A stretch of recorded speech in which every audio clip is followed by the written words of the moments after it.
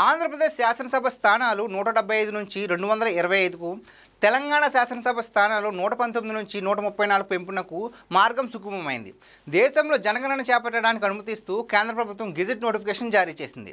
జనగణన వచ్చే ఏడాదికి పూర్తి కానుంది. కొత్త జనాభా లెక్కల ఆధారంగా దేశవ్యాప్తంగా లోక్సభ స్థానాలు, అదేవిధంగా శాసనసభ స్థానాల పునర్విభజన ప్రక్రియలను ఎన్నికల సంఘం చేపట్టనుంది.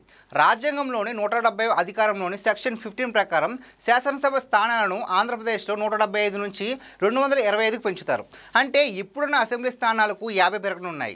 అదేవిధంగా తెలంగాణలో కూడా 119 నుంచి 134కు, అంటే మరో 25 అసెంబ్లీ సీట్లు పెంచుతూ నియోజకవర్గాల పునర్విభజన చేపట్టనున్నారు. ఏపీ పునర్వ్యవస్థీకరణ చట్టం 2014లో సెక్షన్ 26 సబ్సెక్షన్ 1 ద్వారా ఎన్నికల సంఘానికి కేంద్రం నిర్దేశించింది. నిజానికి 2021లోనే జనగణన జరగాల్సి ఉంది. అయితే ఆ సమయంలో కోవిడ్ కారణంగా వాయిదా పడుతూ వచ్చింది. తాజాగా జమిలీ ఎన్నికలకు సంబంధించి కేంద్ర ప్రభుత్వం నోటిఫికేషన్ జారీ చేసింది. ఈ క్రమంలో నియోజకవర్గాల పునర్విభజనపై అటు తెలంగాణ, అలాగే ఇటు ఆంధ్రప్రదేశ్లో కూడా రాజకీయ నాయకుల మధ్య చర్చ జరుగుతోంది.